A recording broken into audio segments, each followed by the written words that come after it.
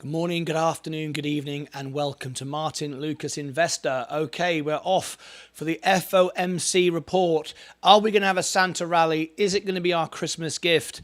What do you think? I think it is. I think it's going to be 0.5%, which is great. There's a chance it may even be better. We will know very, very soon. Let's get straight into the trades. We're going to cover it all live here on the show. You're not going to miss a thing. Let's get into it right now. Fantastic afternoon lined up for you. And then, of course, after hours tonight, we have our Christmas premiere as well. So we're going to finish off the evening with a lovely bit of Christmas music as well. All right, so here we go. This is where we are right now, up 0.5%. I said today I'd be up 5%. I still believe that's completely doable. Let's get ready for it. The FOMC report is just round the corner. If it's your very first time here, click subscribe and ring the bell and give me a thumbs up. Could be a record-breaking show today. There's a very, very possible chance of that. Let's see if we can get 100 likes in the in the chat. How many people have just joined me? We're already up and running. Let's have a quick look and see where we are. The overall portfolio is up 0.57, and let's see. If I look actually on my channel here, what people are searching for, it does look like the FOMC and Lucid are at the moment on top. That's what's being searched for right now. Mike is here. Let's bring everybody into the show. We've got Market Profit, top of the morning to you. Who's ready for Jerome to pull the rug on all the bag holders? Martin, why do you think you'll be up 5%? It's a 0.5 increase. It's priced in because we've not had the pump, and it didn't hold from the CPI rate being so good either. The CPI rate was so good on top of the rate hikes coming down. Not overall, I understand they're not overall coming down, but from 0.75 to 0.5, and rumours of 0.25, and I'm hearing some stronger rumours as well about 0. I don't believe that for a minute, but I think the stocks are oversold. I think my Tesla is oversold. Lucid, Rivian, all the EV sectors seem to be together, reacting in the same way. They seem to be correlating. I don't think we've had, excuse me, the growth that we should have had after the CPI. Let's try that again. After the CPI. So if we get anything positive in the press conference at the end from Jerome Powell talking about 0.25s or even even lower next sort of March, April time, I think we're in for a rally. I think the Christmas Santa rally is around the corner. That's my thoughts. I might be wrong. I'm sure I am, but there you go. What's important is the terminal rate, and JP will give an idea of that afterwards. I understand now all that. Yep, I'm right with you, 22. Let's see what happens. I'm up 0.71. A lot of scalp trading today, just people in and out every 5 minutes, taking little nibbles of profits rather than the right for something much better. That's where I'm holding out. Not interested in this little pennies in, pennies out. I want to hold and lower my averages and get myself in a really strong position. Okay, let's see how many people are in the show right now. Our subscriber base is growing really fast today, 5,815. Things are really moving quickly across the board as well, which is nice. Let's have a little look. All right, we've just started. We've got 13 watching and 11 likes. So if you've just tuned in, please subscribe and ring the bell and smash the like button. There we go. And that would be absolutely awesome. Okay, let's get ready. We've got FOMC around the corner, Jerome Powell. I'm very optimistic about it. I'm excited about it. It's the countdown to the FOMC rate decision. And as soon as I get it, I will bring it to you. And we'll have it live. We'll have Jerome Powell live on the show. We'll have the presentation on the show. All the facts, all the information brought to you. I think it's going to be good. The CPI was 7.5 in January 22. It's now 7.1 at the end of 22. Not a very good outlook for inflation moving forward. No, but we are moving in the right direction, Market Profit. Let's be thankful for that. It may depend on what he says about the outlook, on how high to hike overall. Exactly. That's what I'm talking about, ETORO. It's not just the figures today. It's where we're going in the future. That interests me most. That's what interests me most. So we're getting ready, and we're going to cover it live here on the show. Let's look at my overall position. I'm up now 0.65. I'm expecting 5% today. I know that sounds very dramatic from where we are right now, but that's how I feel. That's exactly how I feel. And let's see if I get there. These are the overall markets, as you can see. We've got the S&P 500 up today. We've just lost that again. I always seem to just miss the end of that. Dexter Sickles, good afternoon to you. Welcome, welcome, welcome. Let's see where we end up. It's going to be a very exciting afternoon, whatever happens. Ukraine latest. Russia warns of patriots after striking Kiev. Russia warns of patriots after striking Kiev. That's just breaking news there. And this is some oil news for you as well. Russia sets up oil transfer site in Baltic Sea amid tanker chaos. Yeah, the chaos is caused by you bloody idiot. All you've got to do is stop bombing the country, and guess what? The oil will go in and out lovely, like it did before, you bloody idiot. Stop doing it. End the war. We can all get on with a decent life. What are you expecting on today's meeting? 0.5 is what I'm expecting. 0.25 is being hinted. 0 is being hinted at as well by the banks. But the banks like to say stuff like that, don't they? How many times have you had the banks say stuff is actually better than it is? They're always doing stuff like that. So I don't pay any attention to that. I am more interested in the actual facts, not the exaggerated facts. 0.5 for me. And I think that will swing my portfolio up to 5%. That's what I think. Okay. Good evening from South Africa. Zaid Woolgar. Welcome to our show. Welcome, guest. Welcome to our channel. Lucid to $9. That would be lovely, wouldn't it? Lucid, I've been buying the dips of Lucid. I've got orders to buy at 7. Wow, I got Tesla at 159. Congratulations to you. And Queen of Self-Braiding. I think my lowest Tesla now is 163. 163 is my lowest. I didn't buy in the 159s. I'm waiting for it to go 150. But congratulations to you. Amigos, are you ready for 50 basis points and for a good commentary? Yeah, absolutely. Best place in the world to be. Woods, Zaid Woolgar. Nice to have you here, Island, South Africa, for 4 years. Shall we invite Wood to Zaid Woolgar to become a member of our channel? Yes. You might notice that nearly everyone here has badges after their name. 95% of our live viewers who watch us on average are members to our channel, which is the highest engagement rate on YouTube. There is an invitation to join. We had a gold member join us this afternoon, which is our 3rd highest membership. Join when I was off air. That guy came over from TikTok. Here's another gold member, Portland Trailblazer. We have, I think, 15 gold members now. 101 members in total. And there we go. Tesla's rising. 0.93, still expecting a 5. Boy Pizzo, do you think 0.5 basis will be good for the up-and-coming 30 minutes time frame? Yes, I do. I'm very excited about it. I've bought all the bottoms. I've been buying dips for nearly a year now, so I'm very excited to see where my portfolio is going. I'm up at 43,000. This all started from $5,000. Virgin Orbit, Tesla is moving up now. Rivian is moving up. Lucid is moving up. And Arrival is moving up. Amazon is moving up. I've got a great investment here at the moment for you. Apple, look at this one here. Coming up in a second. McDonald's is up 0.9. I'm at 14% now. Coca-Cola, I'm up nearly 9. I'm over 9% now, looking great. J&J is up 0.78. Martin, are you buying Robinhood? Yes, I've got Robinhood. I'm already in Robinhood. I've got a decent position in Robinhood. Yep, 266 shares. I love it. J&J looking good. Google looking good. But here's my top, one of my top investments recently: Microsoft and Meta. I've been saying for ages it's the best value stock on the stock market. I'm up 6.5% on Meta, $400. Fantastic, a great profit there. I'm not trimming yet. I didn't spend that sort of money to make that sort of profit. So we are going to hold on. Clarida said, expect the dots to shift up. Expect the dots to shift up. I think I know what she means, but I'm not 100% certain, so I won't say any more than that. Just bringing you the title, the headline.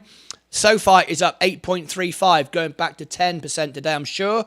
IonQ is up 0.93, 20 minutes away from the report. And then half an hour after that, we've got Jerome Powell speaking. Smash the like button. Thank you ever so much. Queen of Self-Braiding. Walmart up 21.5% now. Brilliant. And if oil rises in 2023, inflation might just go right back up to the highs. I'm not concerned with oil. I don't focus on oil. Oil is not the future for me. It will never be in my portfolio. I don't invest in oil at all. Portland Trailblazer, what do you think is going to win the game today at the World Cup? Do you know what? Since England went out, like most Englishmen, I don't care. I couldn't care less. Terrible, isn't it? Over there on TikTok this morning, thank you ever so much indeed. I'll be back to tell you, I tell you so. Short the market if you want to make money. I never short. I love shorters, though. They always give me money. Shorters always win the battles, but always lose the war. It's not investing. Shorting isn't investing. Shorting is gambling and scalping off the top of companies trying to move forward. And I love you for doing it. We need shorters in the market. It's how the whole thing works. You can't make money unless someone loses money. And shorters always lose money long term. Always. 100%. They win the battles, but they always lose the wars. So crack on with your shorting over on TikTok. I love it. Okay, thanks for the follow, user 205. Are you holding Meta options or shares? I'm holding shares. I don't believe in options trading as well. That isn't for me either. Everyone's trying to wind me up now. Here we got the Queen of Self-Braiding, loser of the World Cup. Harry Kane is a choke. Oh my gosh. Look at these. These are my friends. They can get away with it. Just. And there's a couple of days on now, so I can digest it a little bit. All right. Okay. Let's go over to our position and see who's in the chat right now. Okay. We're getting a good number. We've got 80 people have already come through the channel. Things are hotting up. Everyone is now searching for the Fed report, FOMC report is being searched now at the top of my channel. And our subscribers are up to 5,815. We're moving. We've got 30. Hang on, that can't be right. Can't have 13 people in the show. Let me update that screen. That's not refreshing correctly. Let me update that screen. That doesn't look right at all. Okay. Sometimes it lies to you. That's better. That's better. 36 watching and only 18 likes. Right, we're going to sort that. It's time to go to a commercial break unless I get 30 likes in 1 minute. Here comes the clock. You've got 1 minute to smash the like button or we go to a commercial break. Are you ready? Here we go. Smash the like button. Or we go to a commercial break if we don't get 30 likes in the next 48 seconds.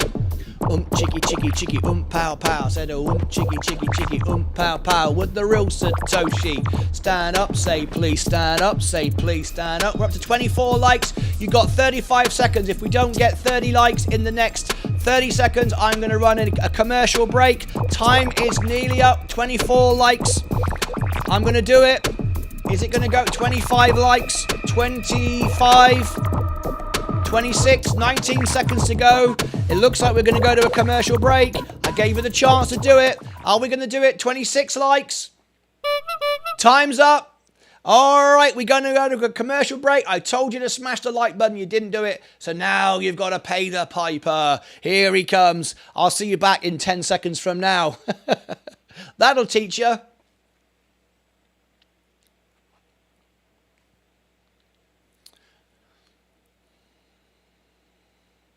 Okay, we're back again with you, and there you go. Did you smash the like afterwards? Let me go back and look. It's up to 28 likes. Didn't quite get there. All right. Okay, this is my actual portfolio, and we are getting very, very close now. Agreed 22. I gave him several option plays that he already invest in and went up, and he missed out. I'm still studying options. I'm still not ready to launch my options career, if you want to call it that. The Christmas tree is ready.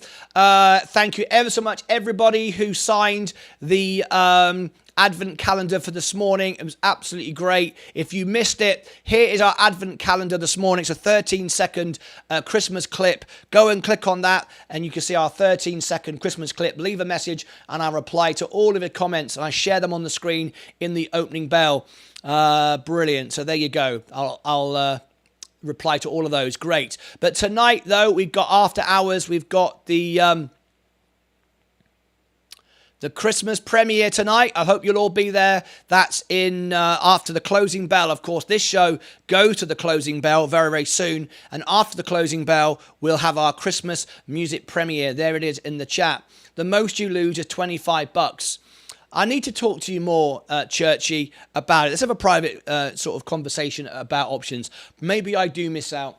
Maybe I should actually be involved in that. Maybe I do. Anyway, are you holding Meta options or trades, shares? Just the shares. Okay, let's get back to the main position and let's see who's with me. 29 watching, 29 likes. I love it. Okay.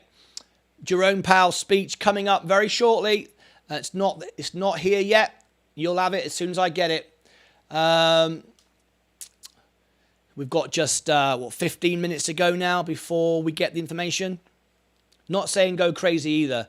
The Church of Logic, Martyn could be making a good income from selling covered calls on the stocks he holds.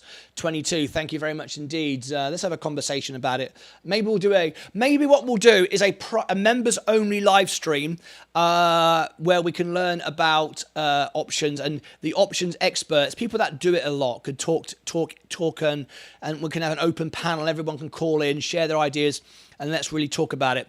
Can you look at ZCTSF for me? Can I? Let me just read this. Options trading isn't for the faint of heart or new investors, in my opinion.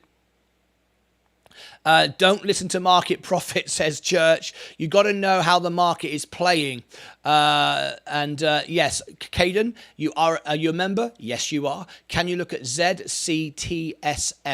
Yes, I can. I'll do it for you right now. Let's have a little look. Let's bring it onto the screen, draw some attention to it. ZCTSF. It's not available on Robinhood, so no, I only share things that are on Robinhood for full disclosure of my portfolio. So no, sorry, Caden, it's not available on Robinhood, so I can't. I'm sorry. Okay, there we go. This is the countdown to the FOMC decision. The Fed are meeting and we're going to be discussing monetary policy very, very soon. Interest rates, we're getting very excited about it. We're expecting a 0.5. We'll have the information in just 13 minutes and then we get Jerome Powell. It's more important today. We all know it's either going to be 0.5 or 0.25, and that's great. All of that is great and positive and fantastic. However, what is important is what Jerome Powell says afterwards. That is what is most important, and that's why we listen in. Okay, good God, if I was easy, we'd all be rich. Yes, if it was that easy, we'd all be rich. True enough. Guys, I'm new to trading, so you think it's going to be bullish or bearish. We are in a bear market. We have been for a year. Bear markets don't traditionally last as long as this one. We are due a bull market. I have said now for 3 weeks that my portfolio has bottomed. My overall portfolio has, even though I've been able to buy a few stocks. I'm up over the last 2 months, and I will share that on the screen with you. Remember, everything you see here is real. This is my real shares, my real positions. Look, up over 2 months. Even though I'm down over 3 months, I'm up over 2 months. That is very promising. That's the first time that's happened for a year. I think the bear market is dying and we are entering a bull market. We are not in a bull market yet, but we are entering one. And I've been buying the dips now for a year, and I've been continuing to do so. And right up to now, today proves it. In my book, today proves it. This today is one of the most swinging about type affairs I've seen for quite a while. The stocks are up and down every 5 minutes. That to me shows me we are at the bottom of the barrel. To me, it shows me that people have been losing money for a year. They're taking profits wherever they can. They're in and out. They can't make their mind up. I'm just staying in and holding my positions because they're going to miss out. Every time they sell, remember, somebody owns it at the top. They can't sell out. We now set a new high. It keeps going up. So I am not selling my position at all. I'm adding to it. Sorry, Caden, about that. Market profit 22. There are advanced strategies, but the basic stuff is nowhere near as risky as exotic as people make out. Just don't gamble. Same as any instrument investment, I think you meant there. I didn't option trade in this environment. If I didn't trade environment, I would have had no cash, says Church of Logic. You trade regularly, it's still at a risk as much as options. Options is not day trading. I agree with that. It's a good hedge for your portfolio. BlackRock CEO thinks he could sink another 20% in 2023. The banks are very undecided about where everything's going. One says one thing, one says another. Not saying throw all your life savings in options. That's silly. You will lose sometimes, of course. What is making and lost that much money? I'm not sure, Flames, what your question is. BlackRock are thieves, says Church. Is it to the end of the bear market? If it is the end of the bear market, it'll be one of the shortest bear markets in history. I don't think anyone agrees with that, Market Profit. I don't agree with that at all. The information that I've read suggests that's not the case at all. I haven't got the exact numbers in front of me, the data, but what I've read is that this is not by any means one of the shortest in history at all. Following the longest bull market in history, history is not on your side, says Market Profit. BlackRock and Vanguard owns the world's, basically it's disgusting, says CY. No, I meant oh, you did mean instrument. Okay, it's a financial instrument. Okay, I understand now what you're coming from. Thank you, 22. What stock is making you to lose that much money? I'm up today. I'm not sure. Sorry, Flames. You need to be more specific about what overall I'm down. It's a collection of things. It's I believe I have a very balanced portfolio. And at the moment, what's lost me the most money is definitely Virgin Galactic, SPCE. I was in at $35 at one point, reassessed at 15, 20, 10, all the way down. So probably Virgin Galactic has lost me my most money. After that, Tesla, I was up $2,500. Now I'm down $3,500, but I've been buying the dips all the way down. Good question. Meta is a huge problem with Tesla. Meta is a huge problem. And Tesla, Meta have made me money. I've never lost money on Meta at all. So, no, that's the very opposite, Church. The very opposite. Meta, I'm up 6%. I've got an average of 115. Meta is making me money. No, Meta is fantastic for me. No issue with Meta at all. Hi, Martin. Are we making money? Making any money today? Stupid question. Martin, you always make money. I earn 1 cent an ad per person per time I run the ad. Yep, that's my money. That's all I get right now. My portfolio is becoming a sideshow. My ad revenue and my super chats is what I live on. I don't live on my portfolio right now. I'm down $3,000 with Lucid. Yeah, I'm the same. I'm not down that much, but I'm down 980. I still don't think Meta will ever hit 300 again. Well, we shall see. Yes, he has Bitcoin. Everyone thinks that's the new gold. 22. We're going up pretty soon, said Flames. We're going up in flames. All right. Awaiting the FOMC decision. We've got 8 minutes to go. Let's get everybody in. Now, tonight, the music premiere. Has everybody hit the like yet? Has everyone signed the Christmas card this morning, the Advent card? There is the world premiere. Join us tonight at the end of the show. That's the closing bell show. That is this afternoon, early evening. And here is our Advent calendar. I don't think Caden Youngquist was here this morning. I don't think he signed the Advent calendar. This is a 13-second music clip. Caden or anybody else, I reply to all your questions. Leave happy Christmas messages. We have an Advent calendar for every day until December 26, Boxing Day in England. Okay, all right. Let's see how many people are ready for the premiere tonight. 21. We've beaten the record again. 21. It's a new world record. 18 was last night. We're ready for the Christmas song tonight. Great. Martin, don't despair. Life is always a sideshow. Yeah, exactly. Life is a bloody sideshow. It is for me. Everything I do is a sideshow. We're awaiting the FOMC report. You see all the information. I've got it all on the screen. I'm bringing it from you, from everywhere I can. We are waiting the FOMC rate, and I will bring it to you. And we'll also have live Jerome Powell on the show as well. So you won't miss a thing. This is the best place in the world to be. Caden Youngquist would say, no, it's even better on my channel. But There we go. I'll put that out there. We've got another YouTuber here in the channel who's probably going to go, come to my channel, it's better than this one. Martin is hitting 50,000 today. Let's go. It could very well happen. I have predicted a 5% swing today on my portfolio, so I'm very much excited about that. Welcome to my Christmas studio. There you go. You see the Christmas tree. We got the Christmas music starting every morning. We have our Advent calendar. Go and sign the Advent calendar. I've just given you the link in the chat. And also, of course, we have the live Christmas concert at the end. It was a concert. It's only one song every night. World premiere. Right. Okay. 78 people have come through the show so far since we started. Looking great. We just got up again, 5,816 subscribers. We're going up all the time. I'm gaining a subscriber now virtually every 10 minutes of the day, 24 hours a day. It's really starting to go up. I'm seeing a regular subscriber every 10 minutes or so. Really kind of cool. Really kind of cool.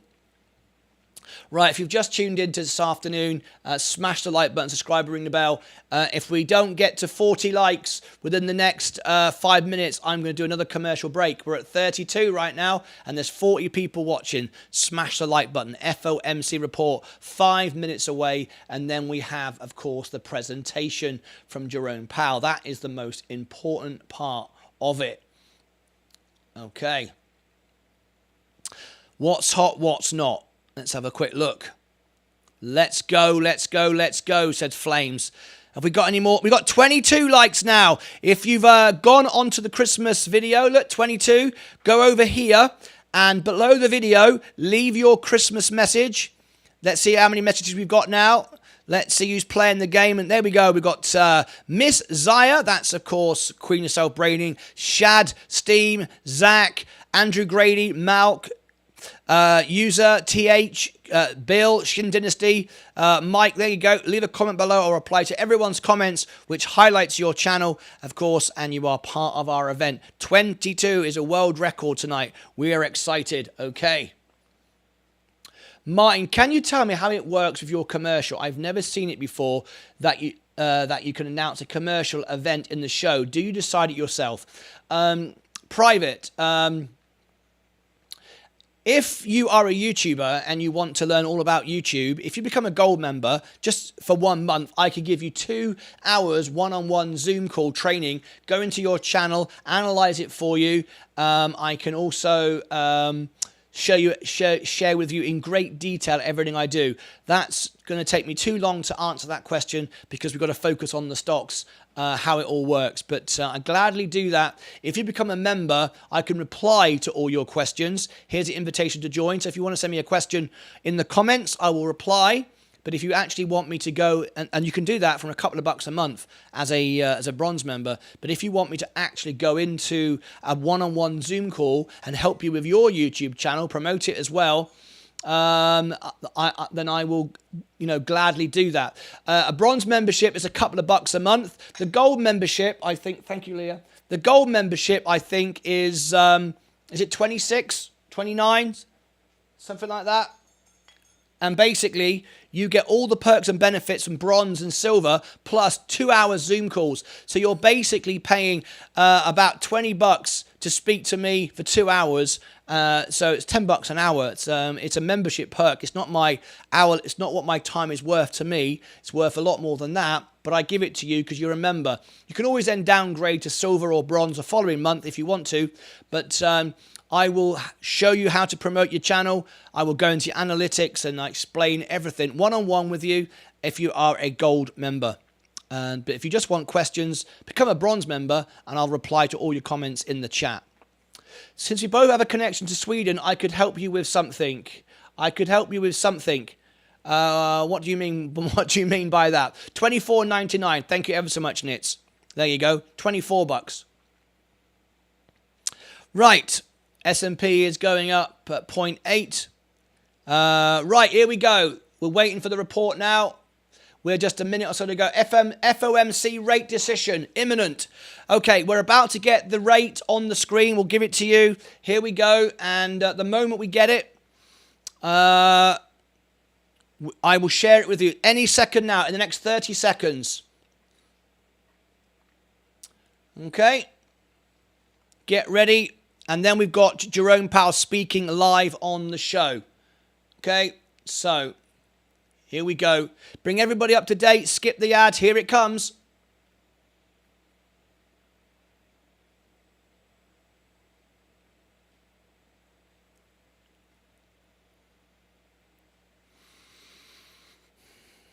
Looking at our portfolio. FOMC rate any second now. And we'll see that the portfolio will rally. My portfolio could go up 5% if we see 0.25. I'm expecting 0.5. But most importantly, there we go. The markets are moving. Here we go. What's happening now? With the FOMC is not out yet, but with the markets are reacting. They're selling all of a sudden. But that could be leaked information. We don't know. It's no way it's 0.75. Absolutely not 0.75. 50 basis points, 0.5 is being shared in the chat. I'm not seeing that yet. 0.5 is announced. We expected that. That was expected. That was priced in. I am not seeing that yet confirmed to me. Market profit has already got it. But it will rally back. This is just a temporary blip. You need a better news feed, Martin. Yes, I can't do, of course, what you're doing. I'm managing 14 screens. It doesn't work quite the same way.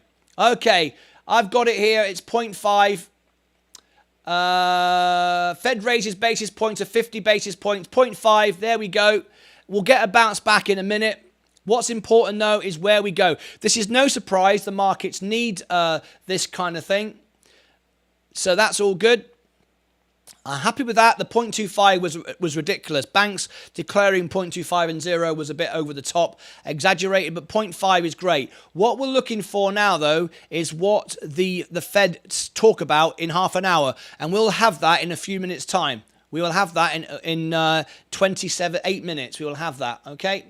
So it's a Fed 50 basis points. Well, maybe let's read some of these comments on the screen.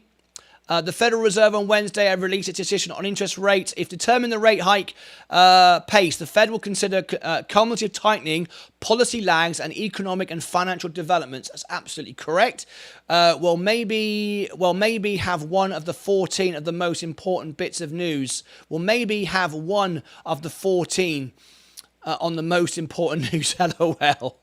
Fed officials see Fed funds rate at a median of 4.4% at the end of 2022. Fed officials see Fed funds rate at median of 5.1 at the end of 2023. Officials lower 2023 growth forecast to 0.5 from 1.2. Okay, massive pump on oil.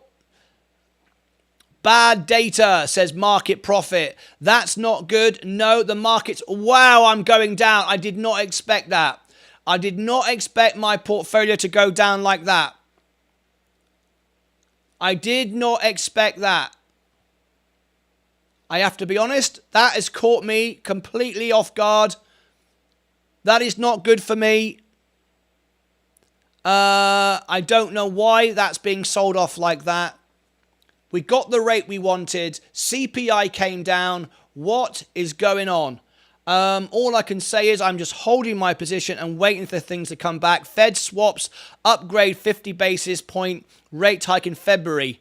Fed swaps upgrade face 50 basis point rate hike in February. That's what's being positive about a casino will do to you. The market will go up now. Sounded like some of them wanted 0.75 and some thought it should be higher. The Fed projects a 5.1 Fed rate at the end of the next year, much higher than the market expected. Stocks fall, but the market moves aren't as big as I'd think. I didn't understand why you thought you'd be up 5%, because I did. I thought the CPI rate hadn't actually done very much. The CPI rate was great. It went up 10% and then sold it all off. Why did it all sell off? It went up straight back down again. I'm not going to fear, though. I'm not going to run to the hills because we've dropped 2%. We've been here before. Crypto is bombing. That doesn't concern me. I expect that. Ethereum, let me share with you what's going on with Ethereum. You say it's bombed. It hasn't. It's up today 1.36, so it's bouncing around. Bitcoin is up 0.89. That isn't, it's still up today. Yes, it's gone down, but it's bouncing back. Down, hang on a minute, down 2% on Bitcoin SV and up 1.25, so not that massive. I think everyone's overreacting again. Typical, it's what we see every flipping day. Look, it's all coming back again. It's all coming back. We went down, and now we're on the way back again. Look at that, down 1.69. You get this immediate reaction from everybody. Anyway, let's see what happens. Fed medium forecast shows rates at 5.1% in 2023, 4.1% in 2024. Fed medium forecast shows inflation at 3.1 in 2023, 2.5% 2024. I warned you, Martin, it's going to be very bad few months. Well, let's see what happens. We're down 1.96. I really wasn't expecting this. I really thought I was going to be up 5% today. 5.1% is very high, and we're going back to the 70s, halfway there. I think it will bounce back in a minute. I'm holding my positions. Nothing has been bought. Nothing went low enough. Nothing went to all-time lows. Here's the reaction. Here's the sell-offs. And here's the buy-ins again, going straight back up again. Tesla, I've got buys at 150. Recent indicators point to modest increase in spending and output. The Fed now let me bring it on the screen. The Fed now sees its benchmark rate rising to a peak or terminal rate of 5.1% in 2023, above the 4.6 forecast in September, suggesting another 2.25 rate hikes in 2023. Thank you very much, Kidakazi. Thanks for all the information that everyone is sharing on the screen. Very, very helpful. There will be an increase. There will be increases all next year. This shows us. Okay. The Fed claimed that the vote in favor of the policy was unanimous. Okay. Remember what I've always said, and I stand by it. It's not how hard you punch, it's how many punches you can take and stay in the game. All right, you've just tuned in. Subscribe and ring the bell, and we've got 45 people watching. Please smash the like button if you wouldn't mind. It puts this video out to more people. By simply liking the video, it helps get this message out to more people. Please do smash the like button. I really do appreciate it. There is the like button right there. Please do that. Thank you very much indeed. And if we get to, I'm going to put a minute on the clock. Oh, there we go. 36. Please smash the like. But let's get to 40 likes in the next minute, and then I won't run a commercial break. Otherwise, commercial break's coming up. We are going to need to book in a Zoom call. We need to protect that portfolio of yours before you get margin called. Ali Tisra, I'd love to speak to you.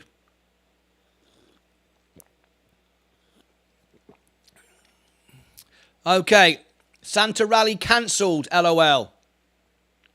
Well, we shall see. We're up to 41 likes right now. Text removed from the November statement is in the red, in horizontal line through the middle. Text appearing for the first time in the new statement is in the red and underlined. Martin, just some feedback. I know that you're busy and you want to prioritize YouTube, but glance once in a while at the TikTok chat. I think you would drive even more traffic to your YouTube then. I do my very best, Private. You're absolutely right. Unfortunately, if TikTok do not allow me, it's a random thing, they do not allow me to go directly from my computer professionally.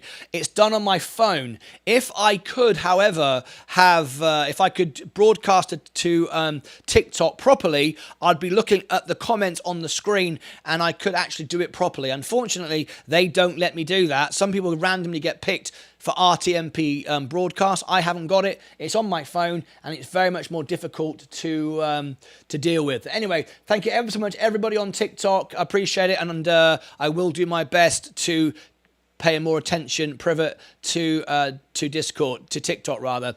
Don't fight the Fed. Simple strategy. Tesla is a large part of your portfolio. If that gets down to 200, you wouldn't be looking very good at all. Ali Tisro, you're absolutely right. I understand what you're saying. Yes, listen to market, profit all the time, please. Interest rates will be the same as they were in 2008. Martin, you can get an RTMP to... no, you can't. You can't get an RTMP server at all to TikTok. There's no way whatsoever you can get one. It's absolutely not possible at all. I use Mac software, and there's no TikTok Studio for Apple Mac. Okay, there is none. People they use OBS. OBS is a free open source platform. I use professional software like Restream and Ecamm Live, and even if I was using the free software, there is no. I don't have a PC. I have a Mac. Okay, so there is none of that. Right. We're waiting to buy at 150. A potential change in the Fed tide and what it means for some winnings, ETFs and inflation out and the Fed, says Church. Right, okay, my portfolio is coming back up again now. The left and Democrats are going to do everything in their power to destroy Tesla and Elon Musk. Okay, but Tesla is a good company, so I'm not backing out of Tesla. Not a chance. Okay. The overall portfolio, I haven't bought anything. Nothing went to all-time lows. Don't listen to everyone panic. Me and Martyn are not panicking. Don't listen to everyone. Me and Martyn are not panicking. No. Me and Ali are not panicking. At all. I never panic. I've learned that lesson. I've been there before. And I'm not there now. I'm just posting news. LOL. What is Churchy saying? What did I miss? The inflation of Federal Reserve strategy that worked. Reevaluate. Off to watch the World Cup. This doesn't phase me and my crypto trades. Speak soon. Thank you, Ali. Thank you very much indeed. Hopefully you can join us for the Christmas premiere tonight. Yes, you can to your stationery. Okay, maybe only for Windows. Yes, only for Windows. Not for Apple Mac. That's right. Okay. Down 2.54. The GDP forecast reduction was a bad piece of data. The worse things get, as far as I'm concerned, and I can survive, the better I will be in the future. I think that's the best policy you can have. If you buy great companies and you can survive the worst, and no matter how much they throw at you, you can remain in your stocks and you don't sell when you're down and you keep buying cheaper stocks, obviously, mathematically, you will win in the end because you have taken what everyone can throw at you and you're still in. But 50 should have rallied. I agree. And I expect it to go back up. I've held my position. I didn't sell. And look what I said. It's going back up again. It's going back up. 1.91, 1.83. Everybody reacts like jumping off a cliff every single time. I've seen it now day in, day out, 10 hours a day, 5 days a week. I see it every day. It's politics and DA, 1% controlling, says Kidakazi. I'm holding strong best day in a while. So far, I'll close and take some profit, says Nitzfareld. They just basically said they are going to cut the economy to literally zero. Grim Reaper strikes again. We've got 15 minutes before Jerome Powell speaks. Live on the show, I'll be covering it all. Yes, that's not good for growth stocks, says Market Profit. They are the stocks that will bring us out of all this, though. Interest rate to the highest level since 2007. This is a good example of when options could have really helped. A few hundred on S&P puts would protect a big move down, and if it goes up thousands, you can easily afford to throw away the insurance. 22, I will talk to you more about it soon. Massive job loss on the way next year. That's what the Fed want. The Santa rally came through for me. Yes, I gambled, says Nitzfareld. It will go up, but I'm surprised, said SO8AN. I'm not panicking either, holding strong. Kryto, stock market always goes up over time. No need to panic. Don't put in more than you can afford to and you are good. Lockheed is up. Roller coaster, the market. It's all about that. Just can you ride the roller coaster? Can you hold on? Okay. We're getting ready now for Jerome Powell's speech. We will cover it live. You won't miss a thing. It'll be here all live and we'll have it all. So that's coming up around the corner, my portfolio. I still believed I'd be up today. I still think even though obviously I'm wrong, it isn't going to go up 5%. Obviously that's not going to happen. I still believe I'll be in the green. Most of you will probably think I'm wrong, and that's fine. You are entitled to your opinion. But I think I'll be in the green. Stock market is not my life, says Church. Not surprised at all. Oh, Dunkey. Dunkey, I've been waiting to see you.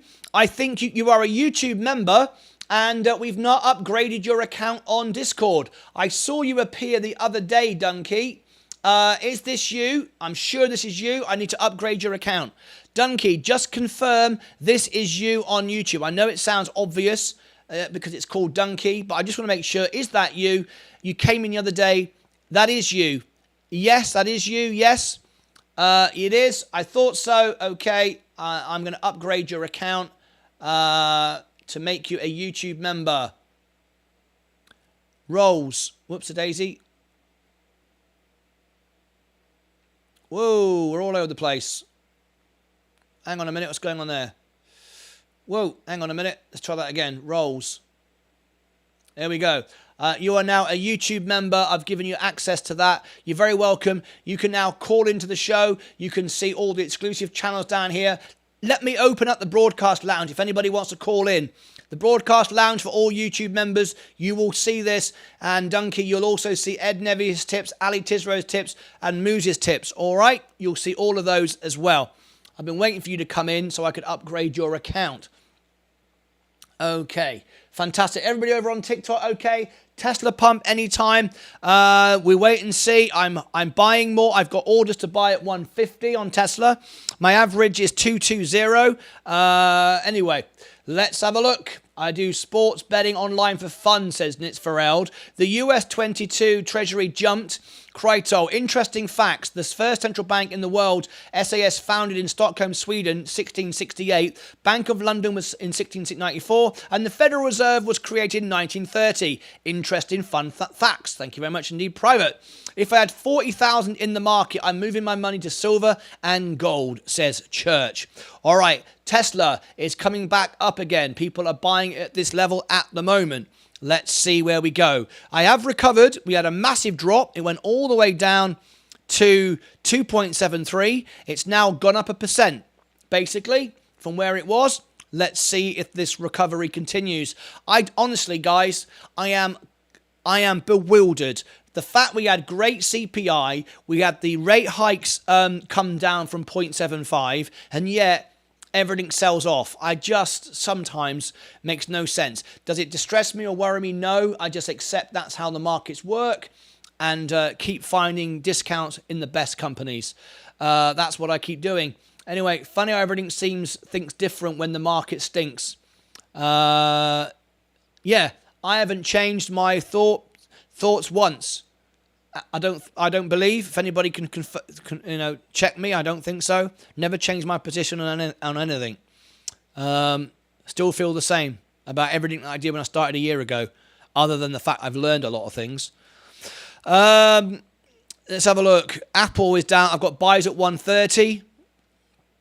Robinhood's going up. McDonald's looking good. Coca-Cola is looking good. Down a bit, but still up. J&J's up today. Google down but moving back up. I haven't changed either. Microsoft says Mike. Meta still doing well. I'm up 5% now. It's going back up again. SoFi is going up. IonQ's pushing up. A lot of my stocks are going up. Walmart is pushing back up again. Target is going back up again. Tesco is down today, 0.5%. I'm still up overall. Canoe is down 43%. Little issue there with Canoe, I think.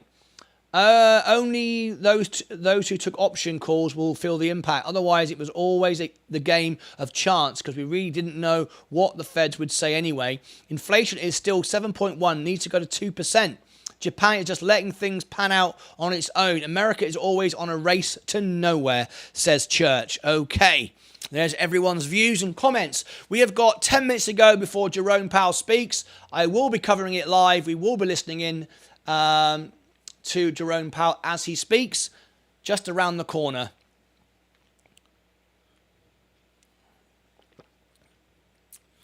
I'm still believing in it. I'm holding the position. the Fed can't have inflation higher than wage growth. You can't have interest rate hikes to kill the housing market. So they're going to kill employment with higher rates, then slowly lower the rates, says Dunkey. Okay, so 42,000 right now.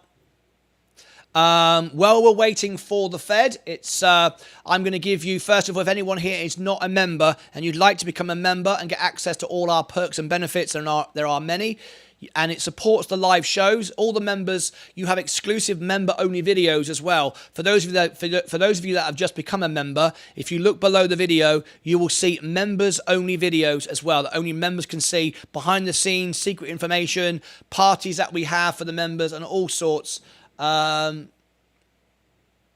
Okay, so go and check out the videos there if you are a member.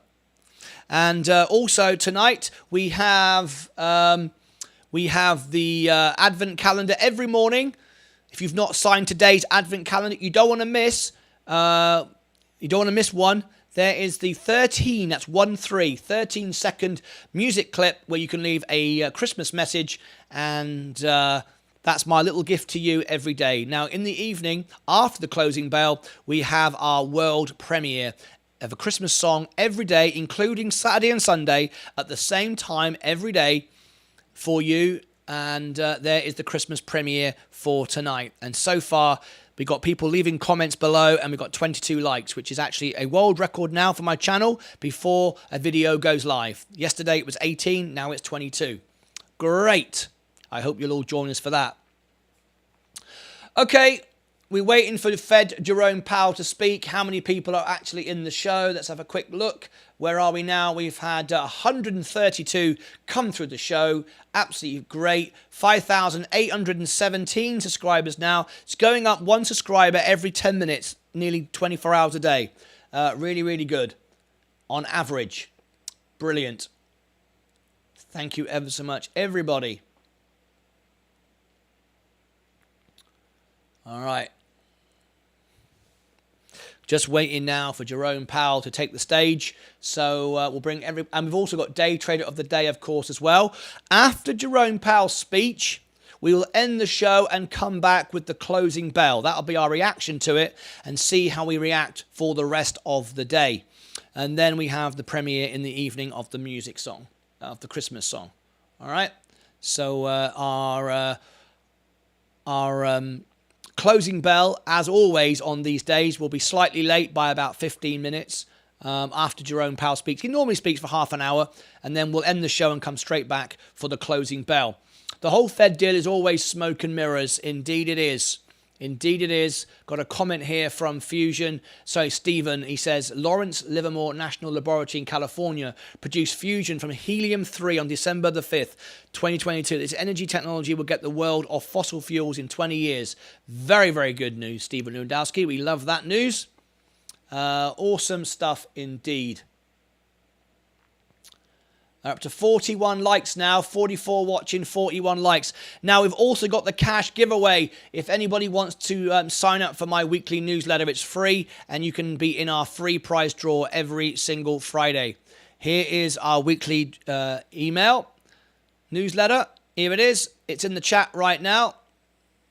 There it is. And it will bring you to this page here. I'll share with you on the screen. And you will see this page here, the All Links button. Put your email in there, and every Sunday, 8 a.m. Central, 9 a.m. Eastern, and 2 p.m. GMT, you'll receive an email. You have to verify it because it's a secure server. It's not for bots or anything like that, not scam or any of that rubbish. Here is the email you are looking for. It's the daytrader at martynlucas.com. It's in the chat right now. It will go into your junk folder. It always does because it contains the word cash prize draw. So make sure that you've verified it, and if you can't find the verification email, search your junk folder. You will find it. Okay, let's read some more comments from our members. The Fed need to be abolished. Here we go. Spy 420. Leonardo Armstrong. How are you? Lovely to have you here, Leonardo. Welcome to our show.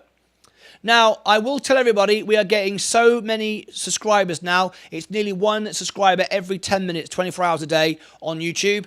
Soon we're going to start having more members-only chats. like they do on some of the big channels, because I want to answer every question and I have to focus on my members. So we're going to start ramping that up soon. I'm now spending over 10 hours a day, nearly 11 hours a day in the studio, filming, recording, going live and answering everyone's questions. And it's getting virtually at the point I can't go much further before I start limiting who I reply to. So anyway, 5 minutes before Jerome Powell speaks, we are covering it live. You won't miss a thing. So get ready for that.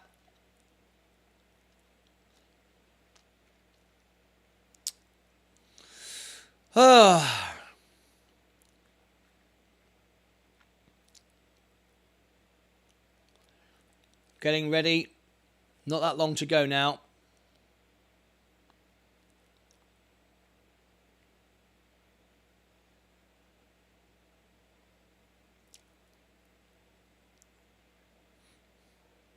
As soon as Jerome Powell takes the stage, we will cover it. You won't miss a thing.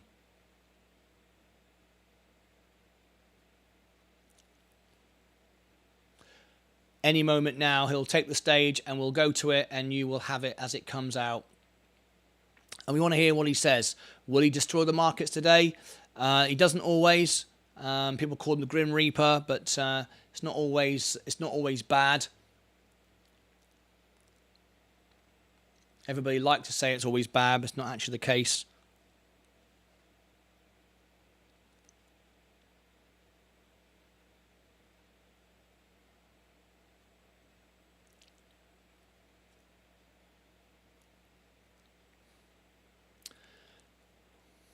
We're just waiting for it to start. Just a few minutes to go now. And we'll have it for you. I will bring it to you live as it happens.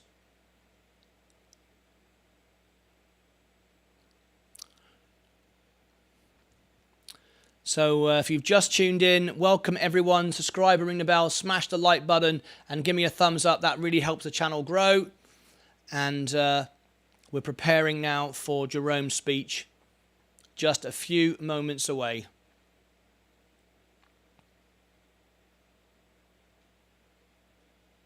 In fact, just 3 minutes to go.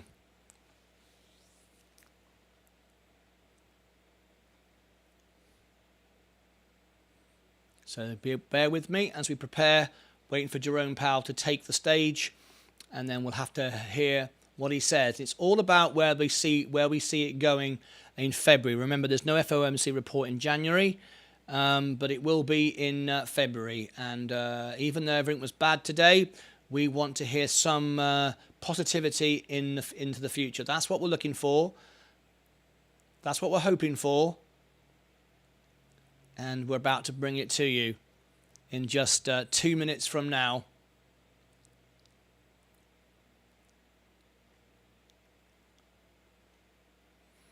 Let's go over to my main portfolio. As you can see, we are down. The markets reacted really badly and then popped back up again. But that's where we are right now. Love-hate relationship with Jay Powell. Is it like with Trump that his tie tells his mood? I guess not. Very good. Awaiting Powell news conference. We are going to cover it as soon as it starts. You won't miss a thing. If you've not smashed the like, it's 2 minutes away now before we get that information. Quick sip of coffee. For your information, Martin, your resonance equals profit on YouTube. Ah, lovely. Your resonance. Okay.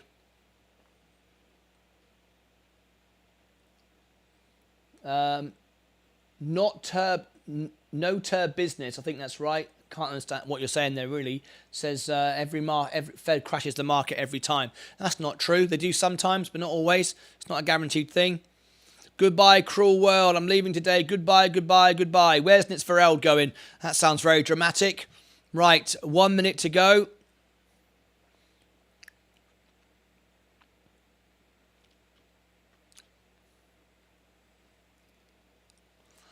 So, let's get ready for it.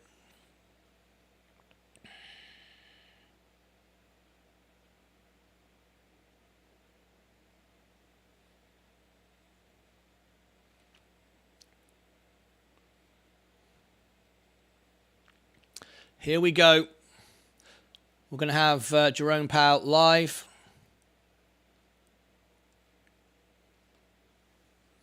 On the show. This is where we'll have the news for you. Are you ready?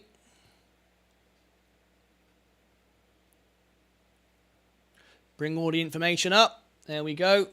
And we're ready to rock and roll. Sending the market exactly the same message they sent 6 weeks ago. So they must be expecting exactly the same reaction, right? With a big question mark, Lisa, at the end, because I wonder what kind of price...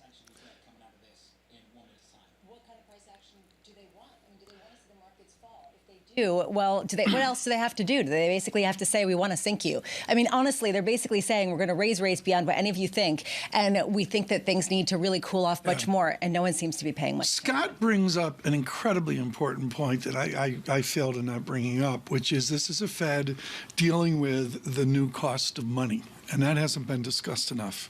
They're dealing with the risk-free rate comes back, all of these mergers we're seeing. Maybe it's the crypto stuff as well.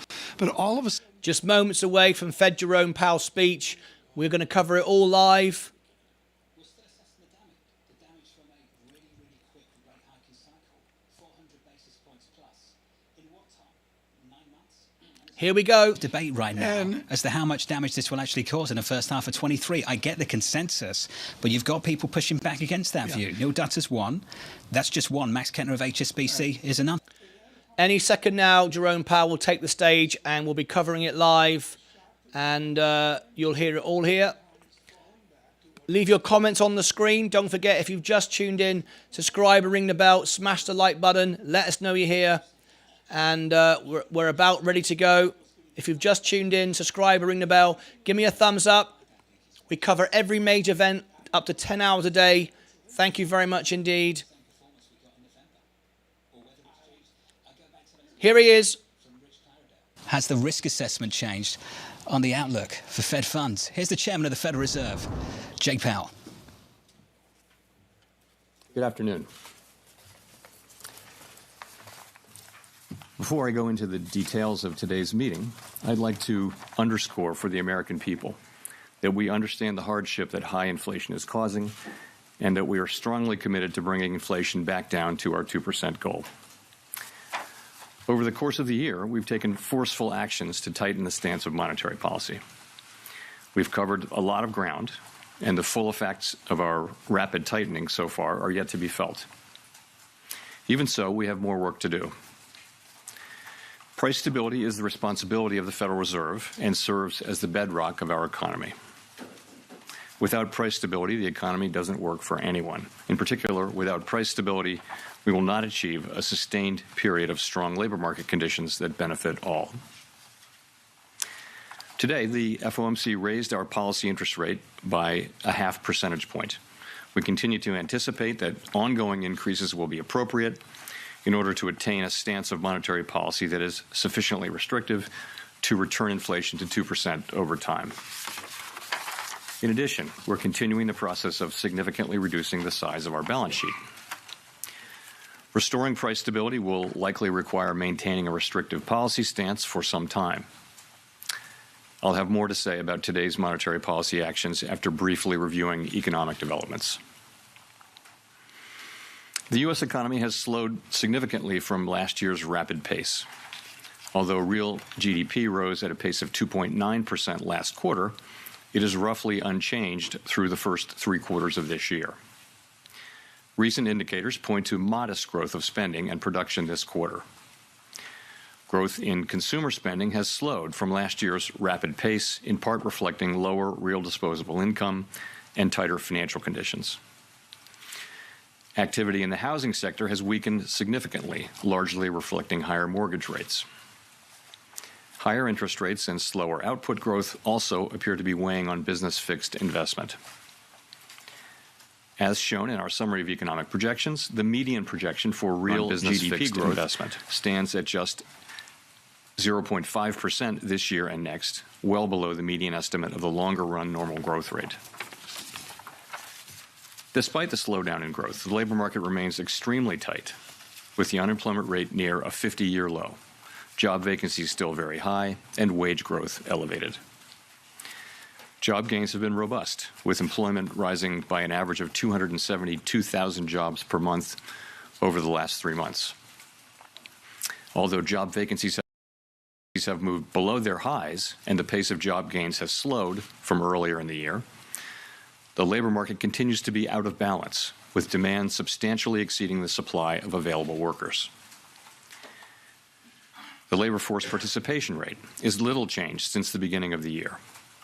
FOMC participants expect supply and demand conditions in the labor market to come into better balance over time, easing upward pressures on wages and prices.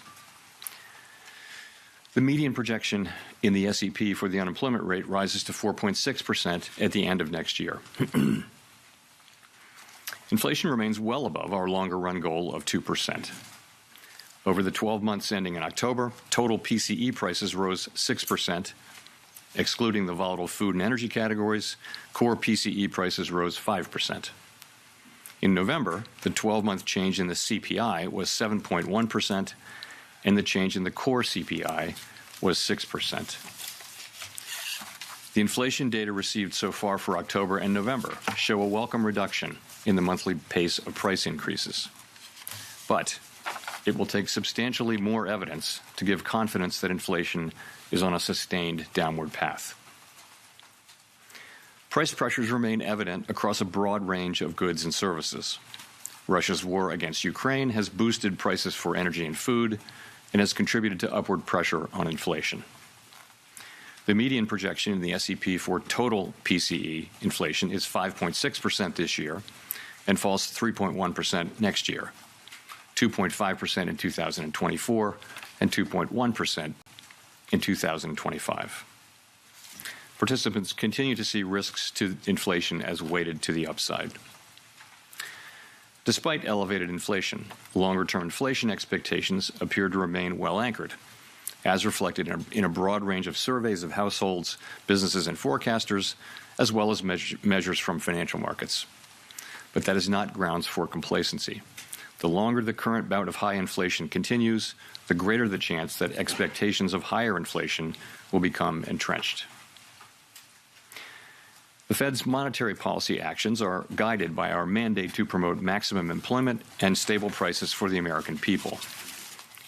My colleagues and I are acutely aware that high inflation imposes significant hardship as it erodes purchasing power, especially for those least able to meet the higher costs of essentials like food, housing, and transportation. We are highly attentive to the risks that high inflation poses to both sides of our mandate, and we are strongly committed to returning inflation to our 2% objective. At today's meeting, the committee raised the target range for the federal funds rate by a half percentage point, bringing the target range to 4.25% to 4.5%. And we are continuing the process of significantly reducing the size of our balance sheet. With today's action, we have raised interest rates by 4.25 percentage points this year.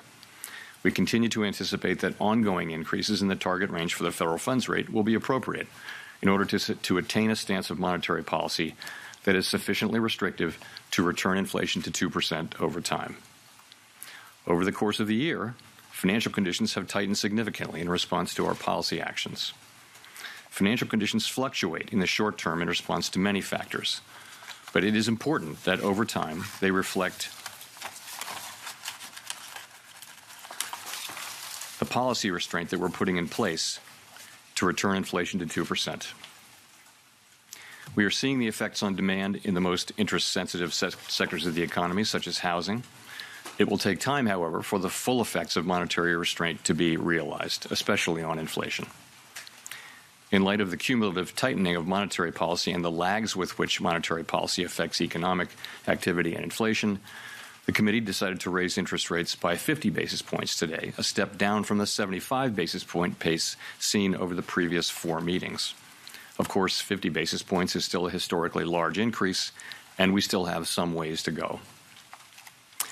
As shown in the SEP, the median projection for the appropriate level of the federal funds rate is 5.1% at the end of next year, a half percentage point higher than projected in September. The median projection is 4.1% at the end of 2024 and 3.1% at the end of 2025, still above the median estimate of its longer-run value. Of course, these projections do not represent a committee decision or plan, and no one knows with any certainty where the economy will be a year or more from now. Our decisions will depend on the totality of incoming data and their implications for the outlook for economic activity and inflation. And we will continue to make our decisions meeting by meeting and communicate our thinking as clearly as possible. We are taking forceful steps to moderate demand so that it comes into better alignment with supply. Our overarching focus is using our tools to bring inflation back down to our 2% goal and to keep longer-term inflation expectations well anchored.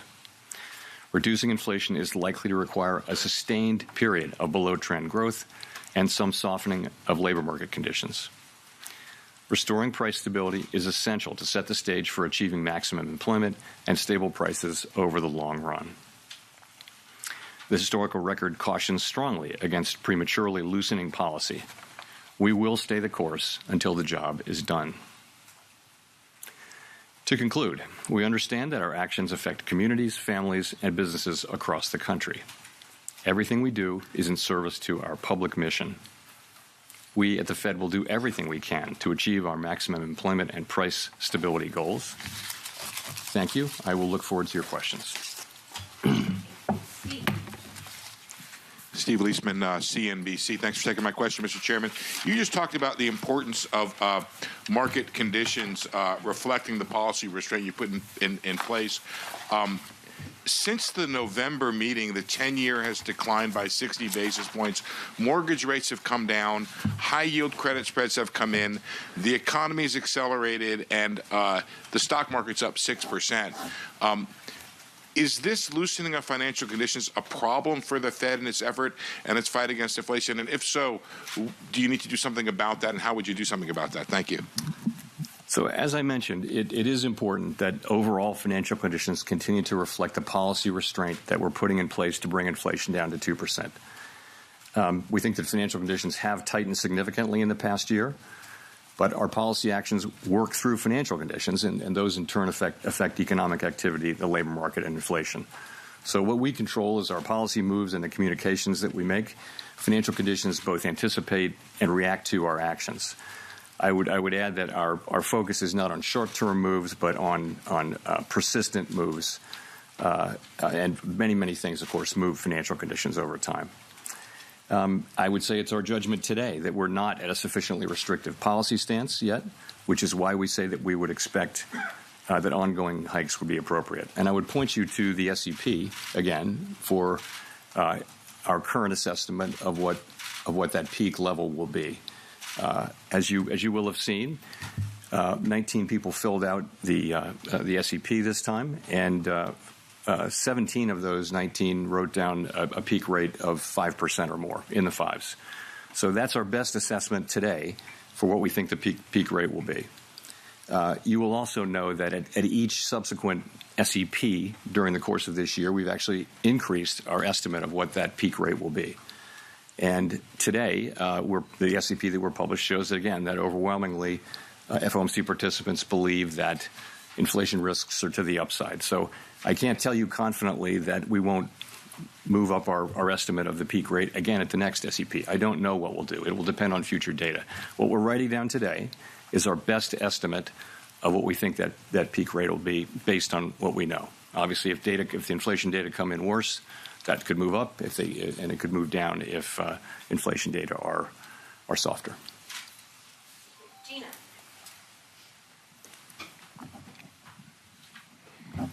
Gina Smilik, New York Times. Thanks for taking our questions. The SEP, like you mentioned, suggests that the Fed will be making another 3/4 percentage points worth of rate increases in 2023. I wonder if you would foresee that being in 25 basis point increments, 50 basis point increments, sort of how you see the speed playing out going forward. And then I wonder what you're looking at as you determine when to stop. Yeah.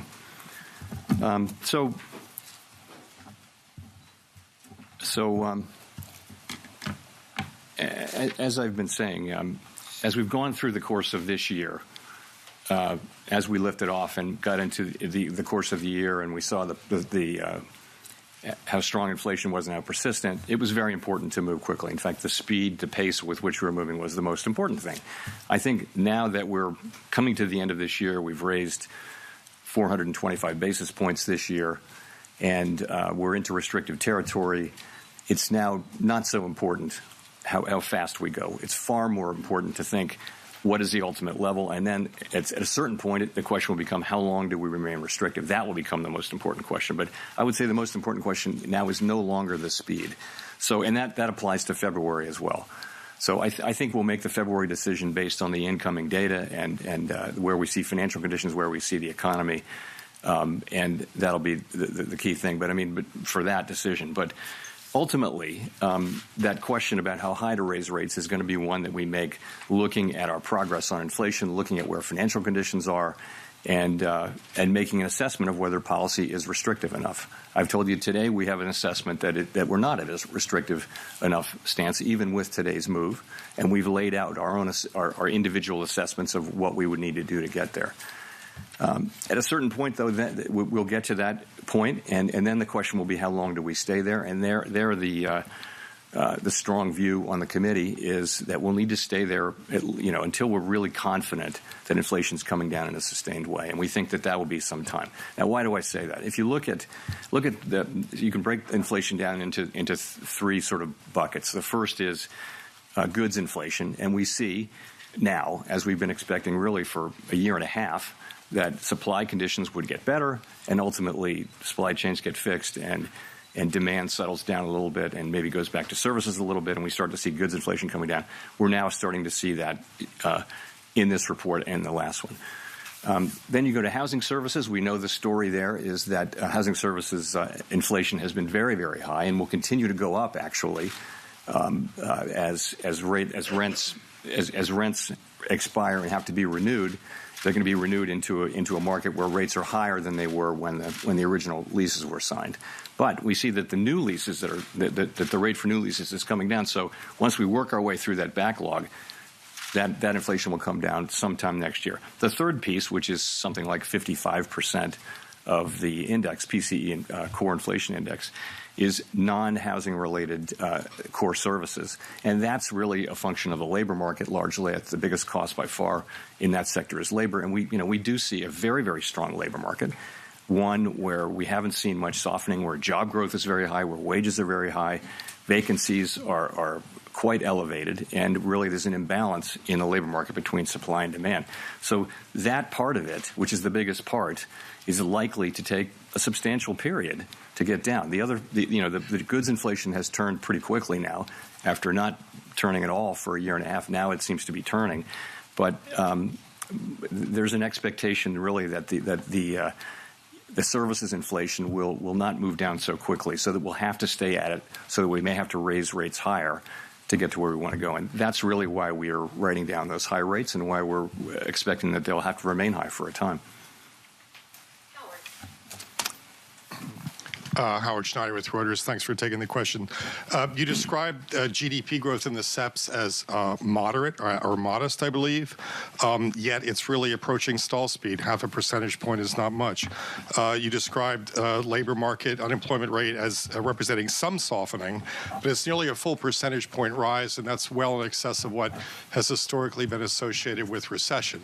Why wouldn't this be considered a recessionary projection by the Fed? Well,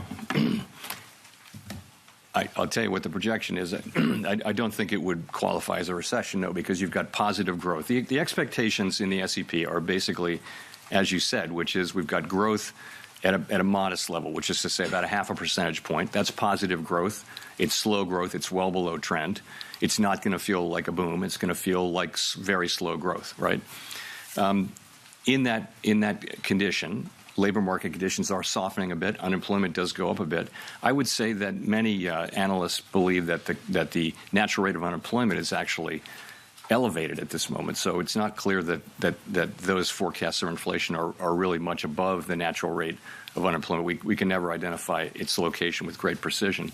But that 4.7% is still a strong labor market. If you look, you've got the reports we get from the field are that companies are very reluctant to lay people off. Other than the tech companies, which is a story unto itself, generally companies want to hold on to the workers they have because it's been very, very hard to hire. So, and you've got all these vacancies out there far in excess of the number of employed people. That doesn't sound like a labor market where a lot of people will need to be put out of work. So that there are channels through which the labor market can come back into balance with relatively modest increases in unemployment, we believe. None of that is guaranteed, but that is what their forecast reflects. Nick.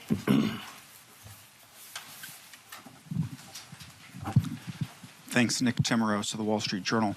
Chair Powell, I want to follow up on Gina's question. The decision to step down the pace of rate rises appears to have been socialized at your last meeting, largely before the past two CPI reports showed inflation decelerating in line with the committee's forecast this year.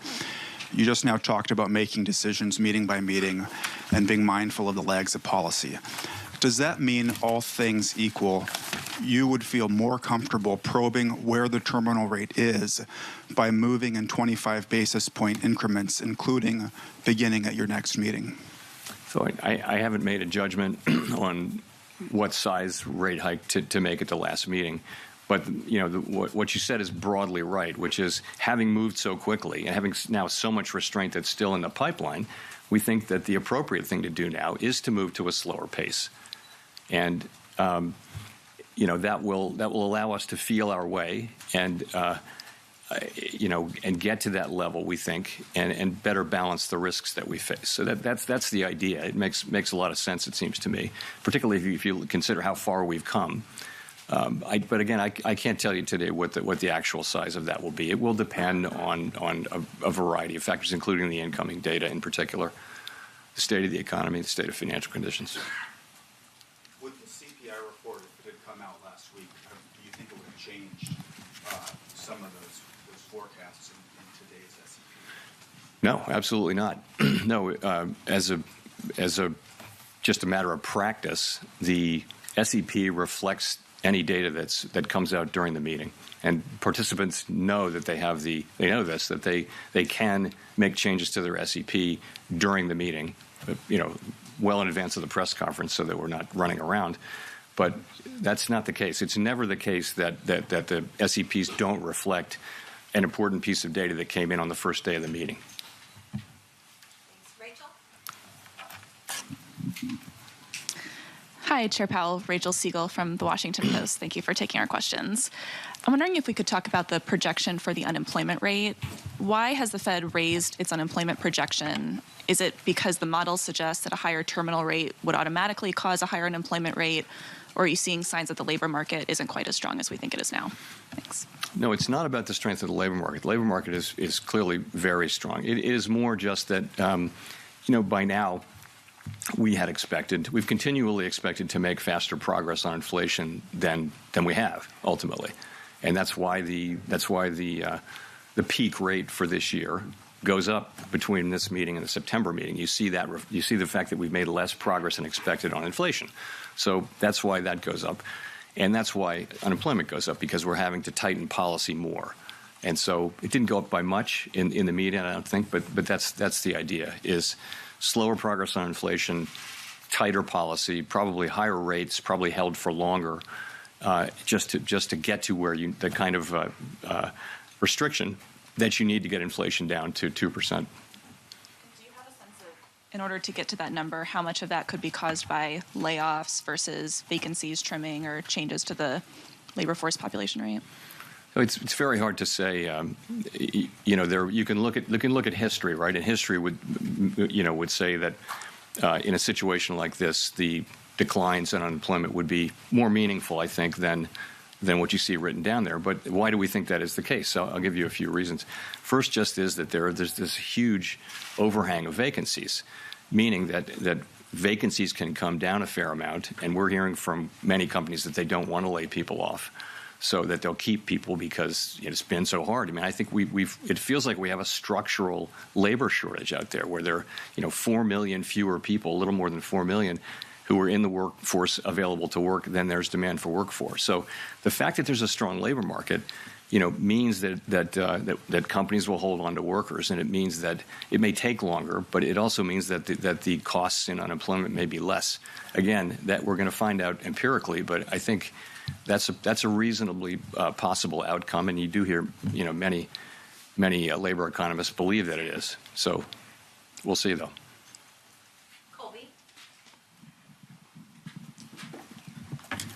Thank you. Colby Smith with the Financial Times. How should we interpret the higher core inflation forecast for 2023 in the SEP? Does that not then suggest that the policy rate currently forecasted for next year should actually be higher than the 5.1 medium estimate penciled in? Well, I think that's why one of the reasons it went up was that core came in stronger this year. Yeah, what you see is our best estimate as of today, for how high we need to raise rates, to how much we need to tighten policy to create enough, restrictive policy to slow economic activity and soften the labor market and bring inflation down through those channels. That is the estimate, best estimate we make today, and. As I mentioned, we'll make another estimate for the next SEP, and we'll, of course, between meetings we do the same thing, but we don't publish it.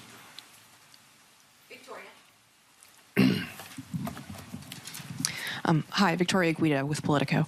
I wanted to make sure I understand specifically what's going on in the SEP, because you all expect rates to go higher, but you're also more pessimistic about what inflation is going to look like next year. And I was just wondering, given that we have seen some cooling in inflation, is that primarily because of wage growth, that you expect wage growth to be sort of a headwind?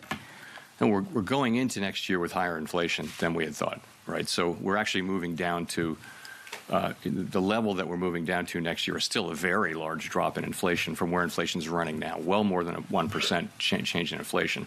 But remember that the jump-off point at the beginning of the year is higher. So we're moving down still by a very large chunk. I don't think the policy is having any less effect. It's just starting from a higher level at the end of 2022. So we're getting down. I believe the median is 3.5%. That's a pretty significant drop in inflation, and where's it coming from? It's coming from the goods sector clearly. By the middle of next year, we should begin to see lower inflation from the housing services sector, and then the big question is how much will you see from the 55% of the index, which is the non-housing services sector, and that's where you need to see. We believe you need to see a better balancing of supply and demand in the labor market, so that you have. It's not that we don't want wage increases. We want strong wage increases. We just want them to be at a level that's consistent with 2% inflation. Right now, if you factor in productivity estimates, standard productivity estimates, wages are running well above what would be consistent with 2% inflation. Thanks. Hi, Chair Powell. Neil Irwin with Axios. Some of your colleagues have been pretty explicit that they can't imagine rate cuts happening in 2023. That's certainly not implied by the SEP. But futures markets have priced in some easing in the back half of next year. What's your view of the likelihood of any kind of rate cuts next year? What circumstances might make that plausible? Our focus right now is really on moving our policy stance to one that is restrictive enough to assure a return of inflation to our 2% goal over time. It's not on rate cuts. And we think that we'll have to maintain a restrictive stance of policy for some time. Historical experience cautions strongly against prematurely loosening policy. I guess I would say it this way. I wouldn't see us considering rate cuts until the committee is confident that inflation is moving down to 2% in a sustained way. So that's the test I would articulate, and you're correct. There are not rate cuts in the SEP for 2023.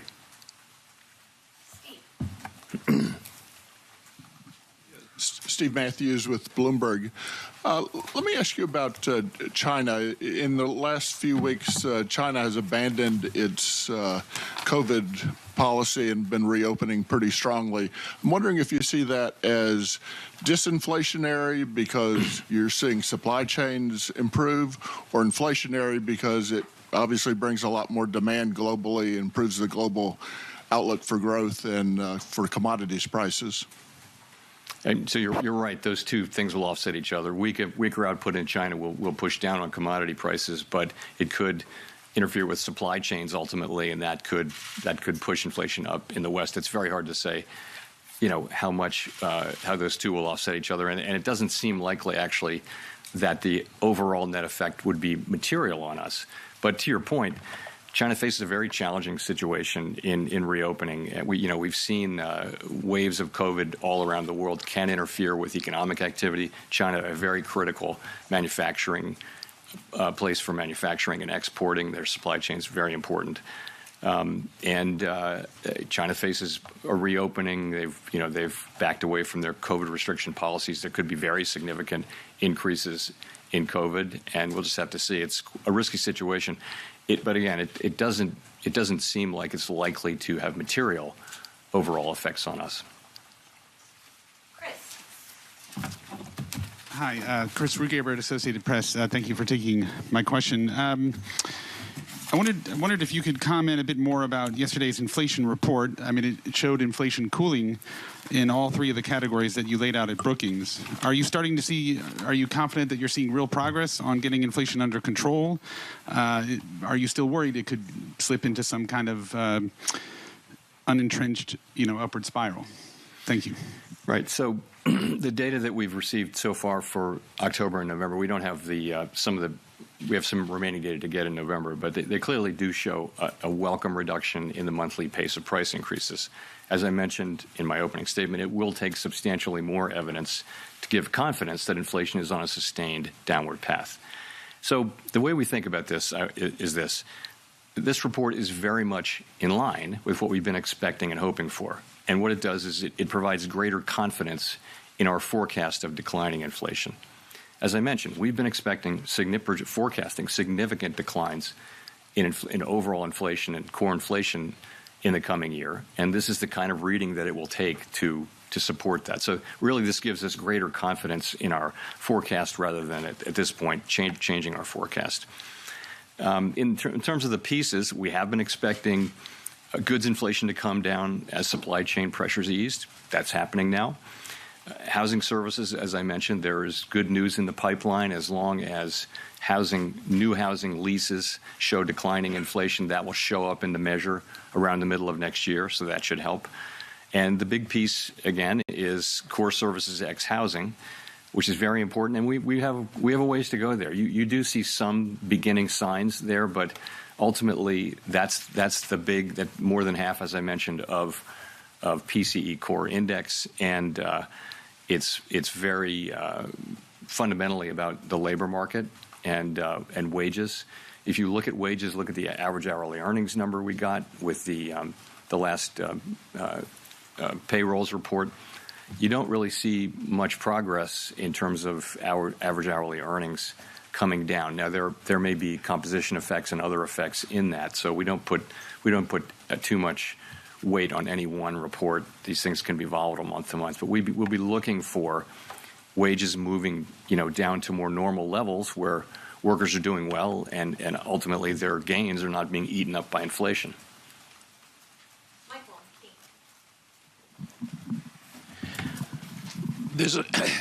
Michael McKee from Bloomberg Radio and Television. There's a little bit of a disconnect between the optimistic view you just expressed about the economy and the changes that you've made in the SEP. And I'm wondering if you're reacting to the fact that the markets have loosened financial conditions, or if you feel the Fed may be a little bit behind on inflation, whether the recent disinflation we're seeing is transitory or not, and how this affects the idea of a soft landing if you're projecting just 0.5% growth for this year. So if I think I got your question. So, one thing is to say is I think our policies in getting into a pretty good place now. We're restrictive, and I think we're getting close to that level of sufficiently restrictive. We laid out today what our best estimates are to get there. It boils down to how long do we think this process is going to take. And of course, we welcome these better inflation reports for the last 2 months. They're very welcome, but I think we're realistic about the broader project. So that's all. That's the point I would make. It's, we see goods prices coming down. We understand what will happen with housing services, but the big story will really be the rest of it, and there's not much progress there, and that's going to take some time. I think my view and my colleagues' view is that this will take some time. We'll have to hold policy at a restrictive level for a sustained period, so that two good monthly reports are very welcome. Of course, they're very welcome, but I think we need to be honest with ourselves that there's inflation. 12-month core inflation is 6% CPI. That's 3 times our 2% target. Now, it's good to see progress, but let's just understand we have a long ways to go to get back to price stability. Well, do you think the soft landing is no longer achievable? No, I wouldn't say that. No, I don't say that. I mean, I would say this. To the extent we need to keep rates higher and keep them there for longer, and inflation, moves up higher and higher, I think that narrows the runway. But lower inflation readings, if they persist in time, could certainly make it more possible. So I don't think anyone knows whether we're going to have a recession or not, and if we do, whether it's going to be a deep one or not. It's not knowable, and certainly, lower inflation reports, were they to continue for a period of time, would increase the likelihood of a. So I would put it this way: of a return to price stability that involves significantly less of an increase in unemployment than would be expected given the historical record. Brian. Hi, Chairman Powell. Brian Chung, NBC News. You warned Americans of pain earlier this year as the Fed hikes rates, but with the Fed now expected to raise rates higher than you thought when you first said that, just wondering where we are in that pain. How would you describe that to Americans if the projections on unemployment find themselves? That would be 1.6 million Americans out of jobs. So the largest amount of pain, the worst pain, would come from a failure to raise rates high enough and from us allowing inflation to become entrenched in the economy so that the ultimate cost of getting it out of the economy would be very high in terms of unemployment, meaning very high unemployment for extended periods of time, the kind of thing that had to happen when inflation really got out of control and the Fed didn't respond aggressively enough or soon enough in a prior episode, 50 years ago. So that's really the worst pain would be if we failed to act. What we're doing now is, it's raising interest rates for people. And so people are paying higher rates on mortgages and that kind of thing. There will be some softening in labor market conditions. And I wish there were a completely painless way to restore price stability. There isn't. And this is the best we can do. I do think, though, that and markets are pretty confident, it seems to me, that we will get inflation under control, and I believe we will. We're certainly highly committed to do that. Thank you, Mr. Chair. Grady Trimble with Fox Business. You've reiterated today, and the committee has reiterated its commitment to that 2% inflation target.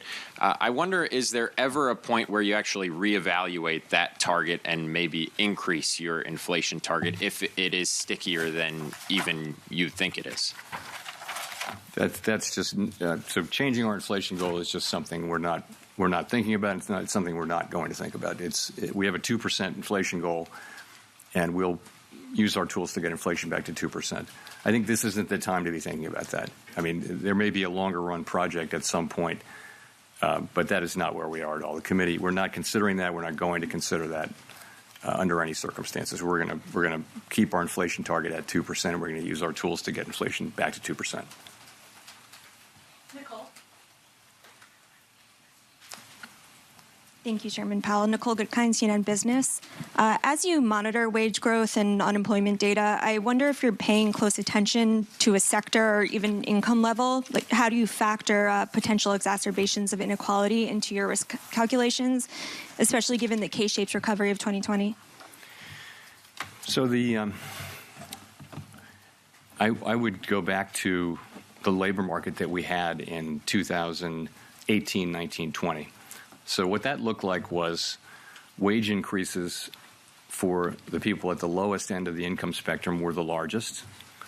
The gaps between racial groups and gender groups were at their smallest in recorded history.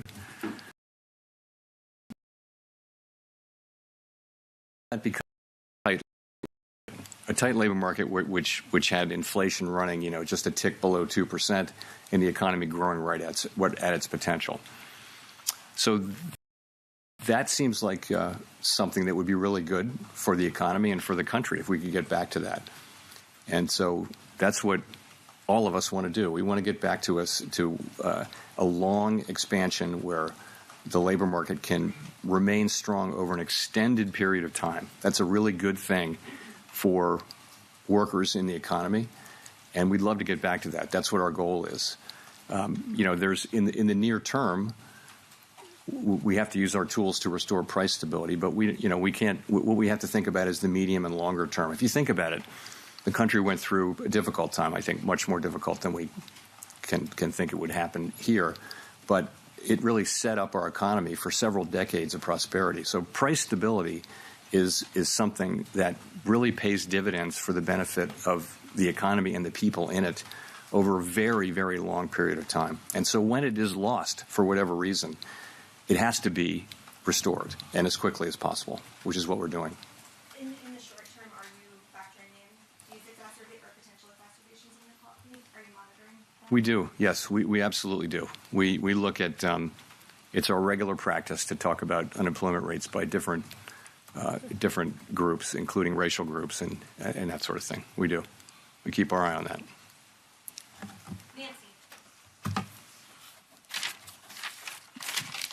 Hi, Nancy Marshall-Genzer with Marketplace. What would you do if the economy slows so much that we enter a recession before we see strong, consistent signs that inflation is slowing? In other words, stagflation. So I don't want to get into too many hypotheticals, but it's hard to deal with hypotheticals. So let me just say that we have to use our tools to support maximum employment and price stability. I've made it clear that right now the labor market's very, very strong. You're at near a 50-year low. Where you're at or above maximum employment, in 50-year low in unemployment. Vacancies are very high. Nominal wages are very high. So the labor market is very, very strong. Where we're missing is on the inflation side, and we're missing by a lot on the inflation side. So that means we need to really focus on getting inflation under control, and that's what we'll do. I think as the economy heals, the two goals come more into play. But right now, clearly the focus has to be on getting inflation down.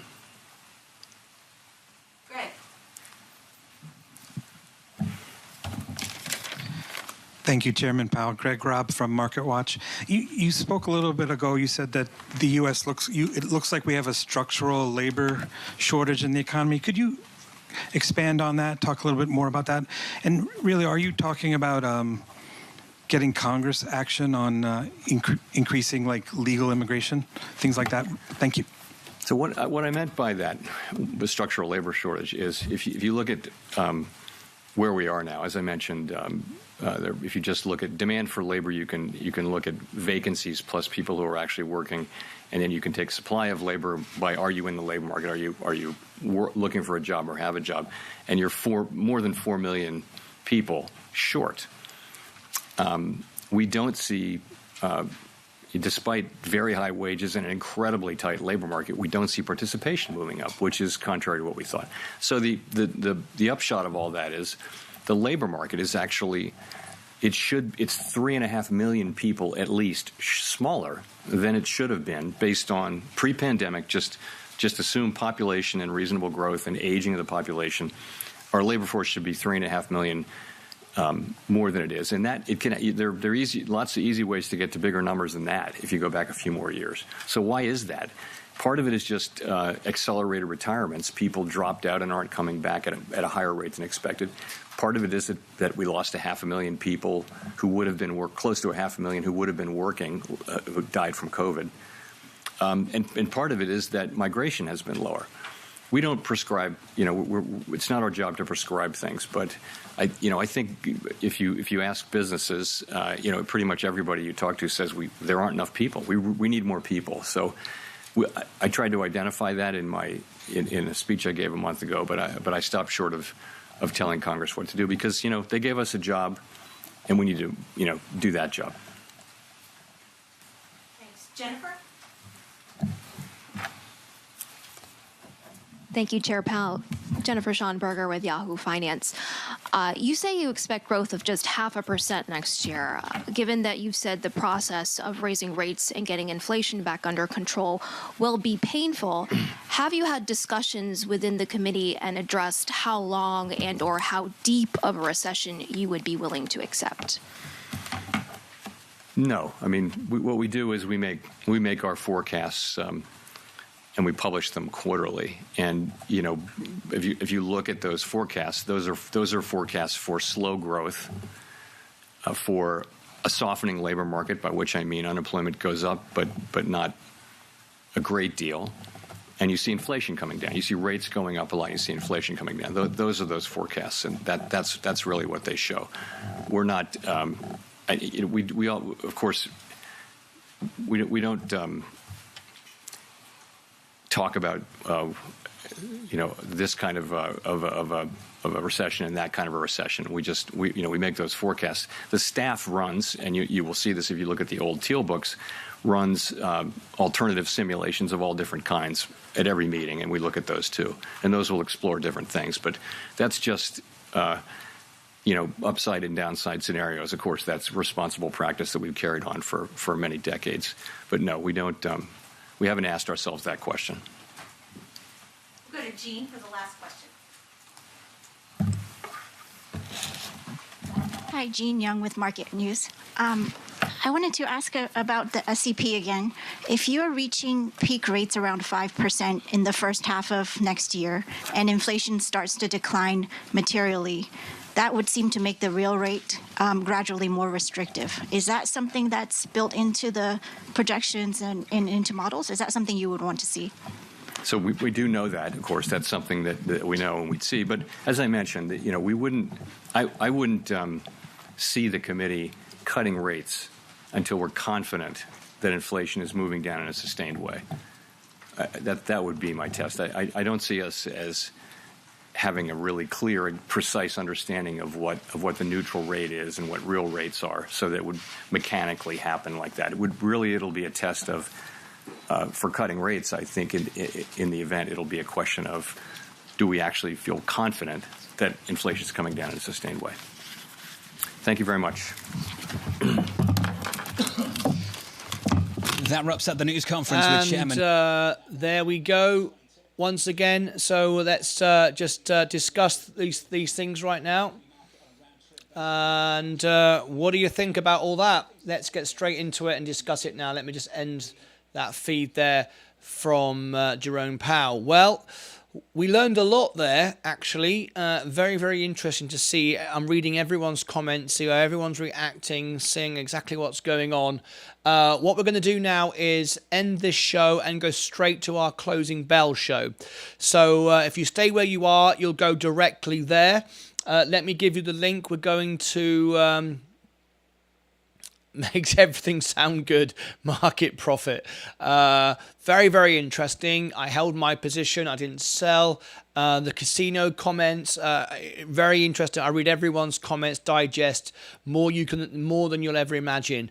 But anyway, let's go over to where we are right now, and I will give everyone the link to the closing bell should you not have it. But I'm sure you all do.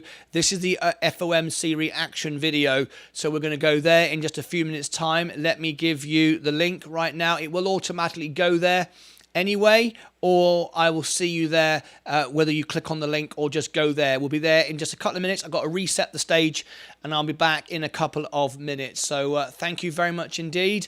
I'll be right back in literally just a couple of minutes. We've got two members to welcome. Brando Quisso has gone silver and Brian Wright, who has gone gold in today's show. Absolutely awesome. See you back in a couple of seconds for the closing bell. We'll discuss all of this, see where the markets are going to go. I've got some very strong thoughts I'd like to share with you. And then, of course, we'll have the after hours, and then we'll go into our world premiere of our first Christmas song. So don't go away. See you back in just a couple of moments' time, and let's discuss it all. Take care of yourselves and each other.